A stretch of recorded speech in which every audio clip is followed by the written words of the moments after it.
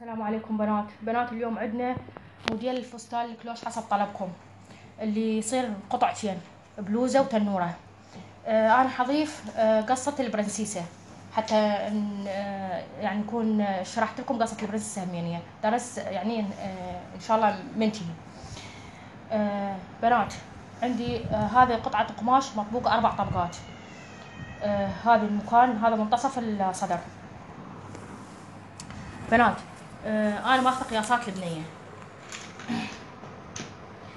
طول هذه القطعه من هنا لهنا 40 سنتيم، يعني الطول من الكتف الى خصر البنيه 40 سنتيم. بنات كل وحده طبعا تاخذ حسب قياساتها. احنا قلت لكم قياس المتوسط يبدي من ال 40 لل 42 متوسط، والقياس الصغير. عندنا القياس الكبير يختلف، احتمال يوصل ل 45. فهي كل من وقياسه. اذا ما تعرفين شلون طالعين الخصر، احط حزام، البس حزام ومن اعلى نقطه بالكتف انزل بيها لحد الحزام. هذا حيعطيني طول الخصر. زين بنات عندي الكتف، كتف البنيه اخذته طلع 42، اقسمه على 2 يطلع 21. 21 اضيف لها سنتيم للخياطه، اضيف لها سنتيم تصير 22. بنات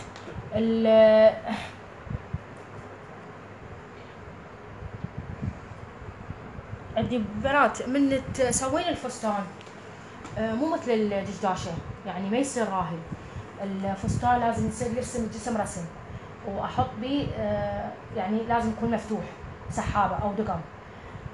بالنسبه لهذا الموديل حتى اي اضافات ما حضيف له، لان حتكون السحابه جانبيه، سحابه من على الخصر الايمن. اعوف 3 اصابع اللي قياسهم 5 سنتيم من جوا الردن. اعوف اخيط 5 سنتيم جوا الردن وابدا احط السحابه تنزل الى محيط الورق، الى النقطه اللي من عندها اسوي محيط الورق. زين بنات، هسه بنات عندي انا الكتف قلنا 42 قسمته على 2 طلع 21. عندي محيط الصدر انزل 20 سنتيم. هاي البنيه شويه ضعيفه بنات. انزل الصدر انزل له 20 سنتيم حتى احط محيط الصدر.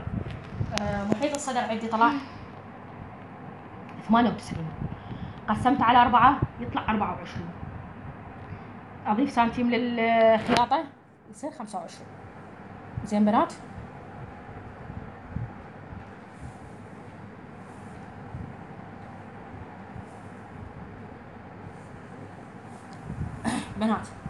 عندي محيط الخصر عندي 94، قسمت على 4 يطلع 23.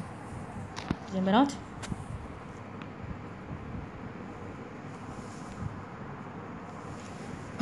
هسه بنات اريد احفر الردن.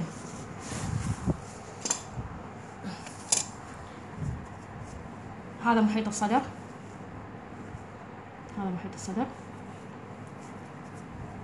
وهاي الردن بهالطريقه. هاي بنات انا اعلمكم اليوم شلون تحفرين الردن. هواي بنات اللونيه تطلع يقولون عندنا الحفره مو مضبوطه. بنات انا من اضبط القياس ما يطلع عندي شيء غلط. ادخل بنات هسه انا ما عندي ردن بهالطريقه هاي تنقص خطوط عدله. ادخل 1.5 سنتيم من هاي المنطقه، من منطقه التقاء ذن الخطين، ادخل 1.5 سنتيم واشر 1.5 سنتيم. اجي هسه من خلال هذا 1.5 سنتيم اسوي هالحركه هاي بنات. طلعت عندي حفره الردن، ضبطت حفره الردن. هسه بنات اوصل بين فتحه الردن والخصر. بنات اذا اجي اوصل كمسطره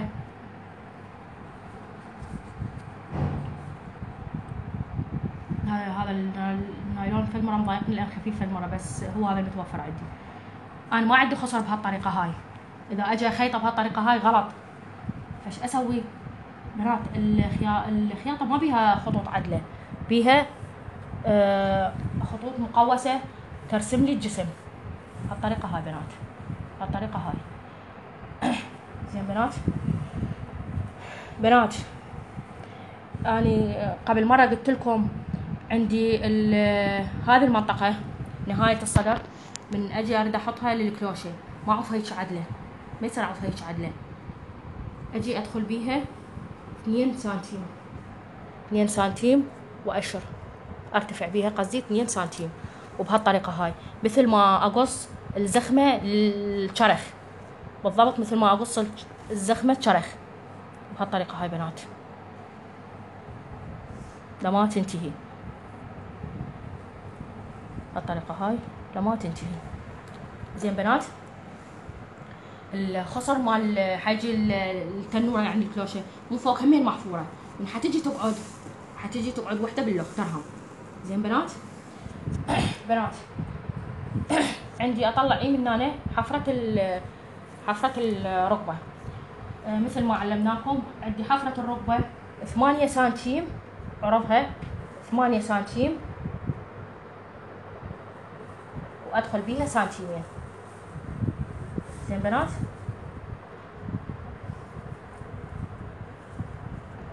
هسه اذا اجي ارسمها ايش طلعت عندي بهالطريقة هاي، اريد اقوسها شلون، ادخل نص سنتيم،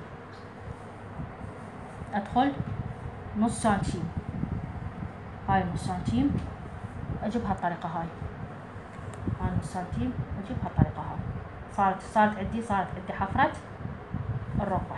زين بنات هسه انزل للكتف، انزل 2 سنتيم بنات، انزل 2 سنتيم بهالطريقة هاي، هسه بنات عندي اريد اسوي قصة البرنسيسة مثل ما قلت لكم. بنات قصة البرنسيسة من اريد اسويها، اول شي اخذ نص الردن، اطلع منتصف حفرة الردن بالضبط هنا هاي مكانها، ااشر هنا. زين بنات هنا من هنا بالنسبة للصدر وين مكانها حيكون منتصف قياس الصدر، بالضبط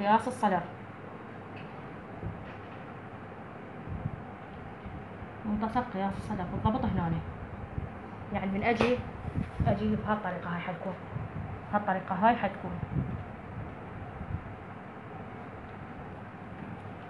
بهالطريقة هاي. زين بنات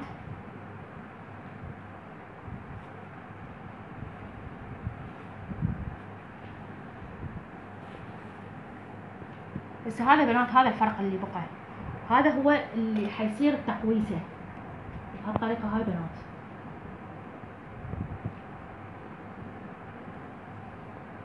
مثل ما قلت لكم هاي الملون قد ما مضايقني من دا تبدا يجي من دا ارسم دا يجي وياي. صارت عندي هذه القطعة بنات وحدة من 2، هاي مجرد تنقص وتتخيط، بس من حتنقص وتتخيط حيصير عندي فرق هنا تقريبا نص سنتيم اقصه قبل ما احط ويا الكلوشة اقصه، حيصير عندي هنا همين فرق صغير اجي بهالطريقة هاي اخذه. زين بنات اخذه مو اكبر الحفرة، بس مجرد اخذ زيادة اساويها راح ترجع حفرة طبيعية. زين بنات وحدة من 2 بنات، يا اما هذه القطعة هي اللي احط عليها الدانتيل، او بالعكس هذه القطعة اللي احط عليها الدانتيل، يعني عندي حيصير عندي اطعم تطعيم دانتيل، وحدة من انت بكيفك، اما هذه القطعة يا اما هذه القطعة، ما تريدين طعم تريدين نفس القطعة ترجعيها، بس حتحطين هنا حينزل قيطان، حيتخيط قيطان تزييني حتى يبين الموديل. زين بنات وهاي براحتك، ما تريدين تحطيه عادي همين لا تحطين. هسه بنات حنقص،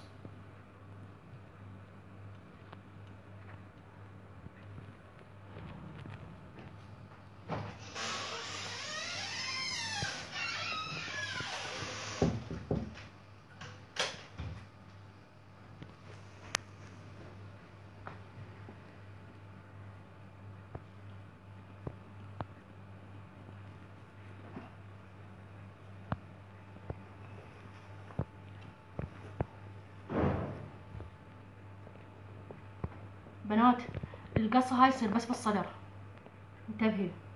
اول شي يعني من اجي اقص اول شي اطلع صدر وظهري نفس الشي، بعدين اجي هذه القصة قصة البرنسيسة اسويها بس للصدر. زين بنات انتبهي، مو تقصيها بالظهر وبالصدر.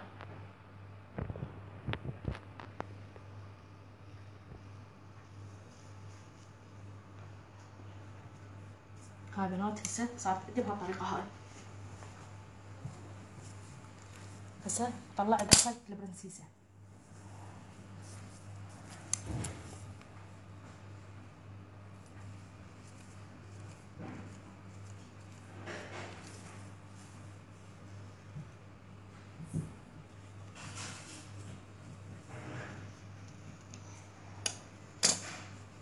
هاي بنات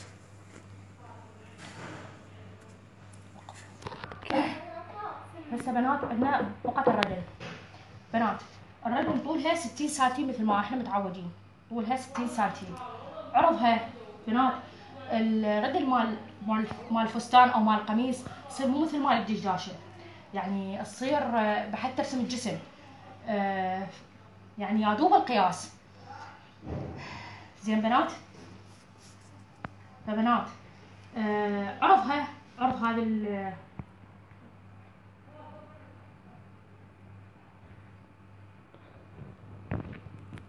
عرضها حيكون 21 سنتيم، طولها 60 وعرضها 21 سنتيم.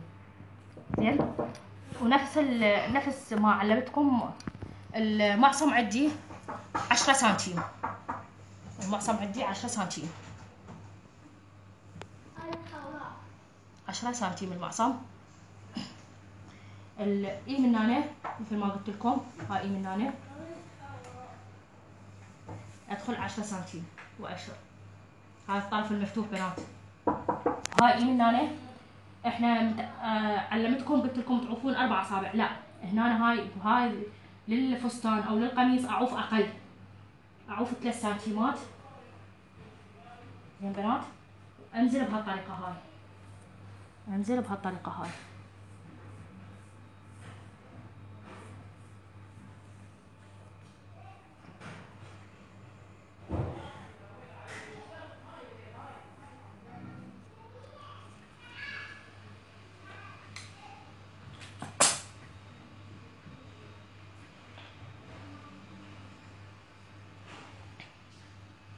اعوف سنتيم الخياطه.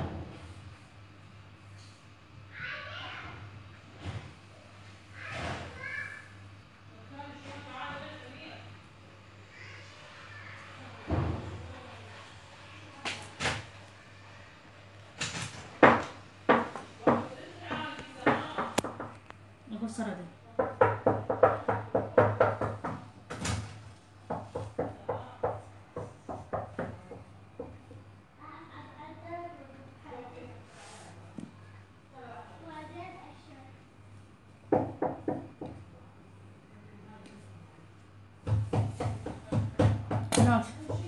بنات الردل من قدام، بس انا حفتح الردان.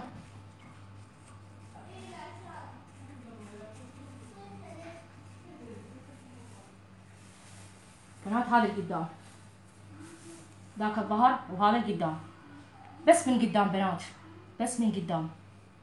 اجي ادخل بيها اكبر الحفره، اعمق الحفره. هذه 3 سنتيمات، هذه 3 سنتيمات ازيد عليها بعد 3 سنتيمين، يعني هنا ابتداء اي من هنا وتنتهي اي هنا، تنتهي اي هنا بهالطريقه هاي بنات. حتى شنو تعطيني ايش قد ادخل بيها؟ سنتيم سنتيم ونص، مو اكثر.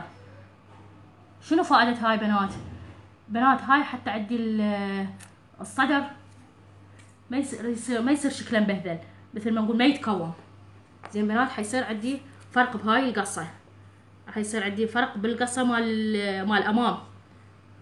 ادخل بيها سنتيمين، ادخل بيها العفو نص سنتيم او سنتيم، مو اكثر، مو على كلها. اعوف اعوف 5 سنتيمات 6 سنتيمات من منتصف الردن. من اجي احط بقرة دهن حتطلع عندي بهالطريقة هاي.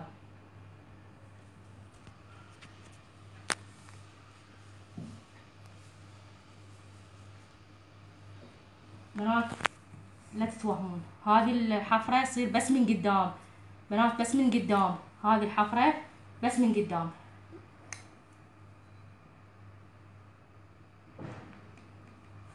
بهالطريقة هاي بنات.